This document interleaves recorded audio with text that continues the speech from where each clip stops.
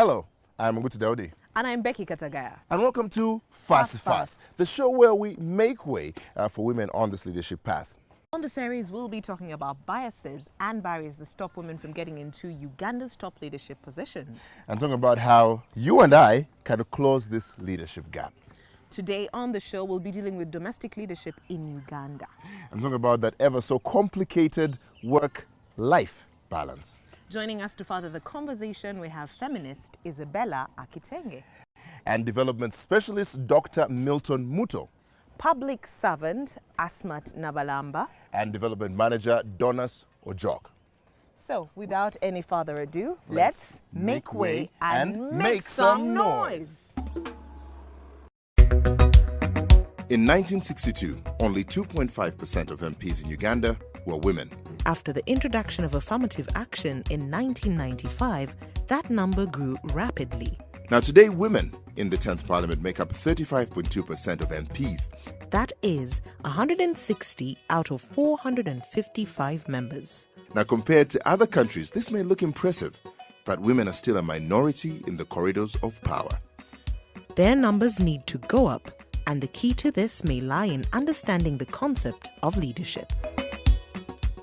And let's get right into it. Now, men hold the majority of public office and public leadership. And a couple of polls say, you know what, if it's not broken, do not fix it. It seems to be working just fine right now. Why then do we need more female representation, so to speak? And I think I'll just start with Dr. Milton. I think there is enough space up there for everybody. And what our society needs is all the contributions and inputs of its members, and that includes women. And women bring in a unique perspective in the whole thing of governance. And it's just fair that they need to take their space, and they take their place to contribute to the whole idea of making our society stable and move forward in its development process. Do you think that we should be focusing on the business opportunity of women being at the forefront in leadership? Not necessarily, because if you focus just on the business, then once again, you're classifying. You're putting it into a box and you're saying, this is just where you should be. I think the point that he makes is there needs to be access by both men and women across the board, be it in business, be it within the political sphere, the economic, the social. There needs to be equal access. Of course, quite a number of times people confuse equality and equity. When we talk about equality, we're saying that if there are opportunities for office, then there shouldn't be an issue of it's just this sex that should be able to get it. If there are opportunities for scholarships, they shouldn't be based on sex or any of that. So in terms of access, we talk about equality. But when he comes down to the uniqueness of men and women, then we bring in the concept of equity. So if, for example, you're talking about leadership at household level, if you're talking about issues of maternity leave, you cannot talk about equality. You cannot give men 3 months of maternity leave. Surely they wouldn't have earned it, you get. So that is where the concept of equity comes in. So when we're having this conversation, we need to first acknowledge that the two concepts, whereas related, are very different. But in terms of equality, equality is in regard to access to opportunity by the sexes. Why isn't it reflecting? When we opened up, women can run for office. No one is going to stop them. Why aren't we seeing actual results? When you look at actual results, again, it comes back to understanding the context within the provision for this.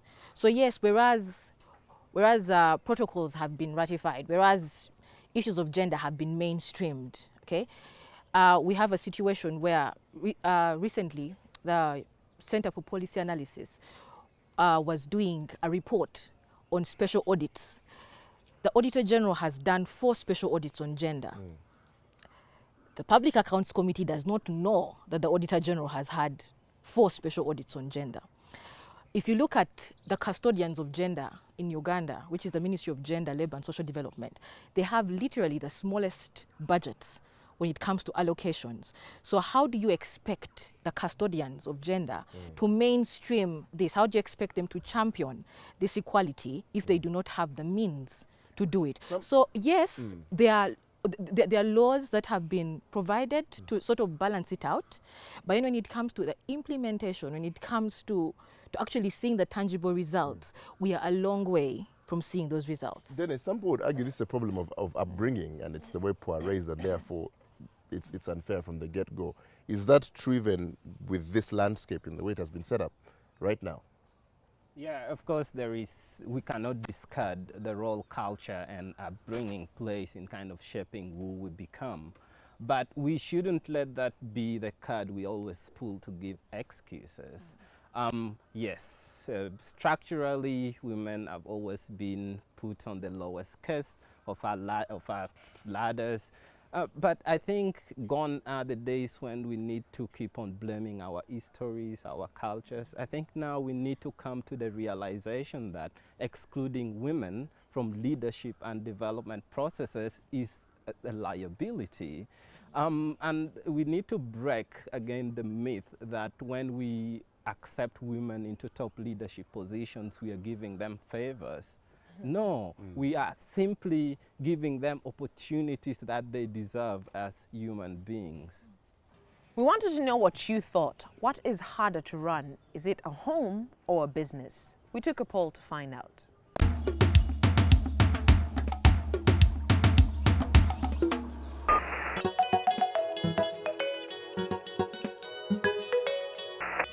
Home. Business. Business. It's a business. Business. It's a home. Business. Business. Business. Business. Home. Business. Home. Business. Business. Home. Home. Home. Home.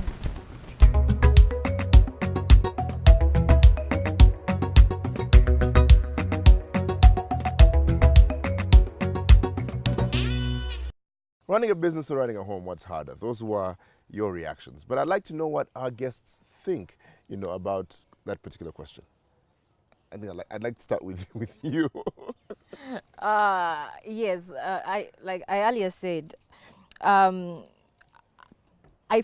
question is discomforting to me because it advances a stereotype that society needs to be breaking, and whereas the stereotype, whereas people may say that the stereotype is actually the truth, the stereotype basically it strengthens a certain narrative which we shouldn't be doing. We need to be breaking the narrative on stereotyping those roles and clustering roles based on gender, and instead advance the argument that both sexes can actually thrive in both environments, that is business and home.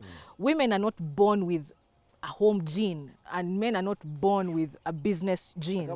It's something that you nurture. It's something that you nurture. So society may have nurtured men to believe that the business environment it's their domain, and probably have advanced the stereotype that the home domain is purely for the women. But I would like to advance the argument that men can also nurture, and men have a role to nurture their children. But also in business, you will find women who make better business decisions than the average man. Yes. A couple of people will argue and say, based on physiological nature and things like that, and the way people are wired from psychology, is that, because men are more inclined to take more risks and stuff like that, it makes them more successful in business. And because women are more nurturing, for lack of a better phrase, it makes them more successful at the home front. Yeah. Yes, which may be true if I were to go with your line of thought, which may be true, but simply because it may, underline may, be true, does not mean that you ring fence opportunity, okay? Because to suggest that men are the only ones that can take risks is to disregard the so many women who take very many calculated risks that pay off.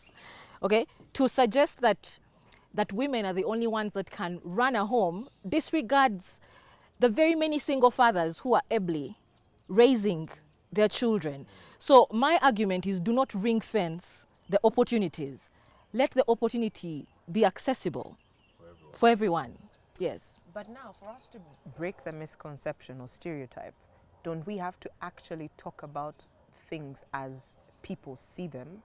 Isn't that where changing the misconception begins? Acknowledging that this is the mindset, and now let's change it. For example, business people look down on domestic leadership.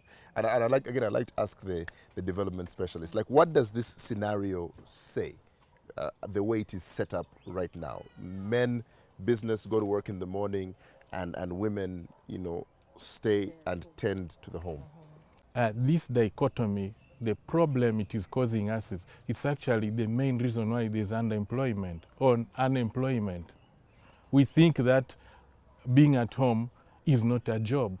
It's not, and yet 80% of our production and employment should be at home. It's in agriculture. That's our comparative advantage. You see? So we need managers there, we need workers there, we need leaders there. So we need to contextualize this discussion. How do we change that landscape for people to start getting an appreciation for what is happening in the home sphere, and that how do we work to start to change that? Because I think that's the important there. Where do we go from here? Yeah, I think, as you rightly said, we must start looking at home as a production unit, right? So unless we start attaching a commercial value to what people do at home, to the domestic work that women do at home, we are not going to appreciate what they do, because in a highly capitalistic society, financial or monetary attachment to whatever we do is what counts.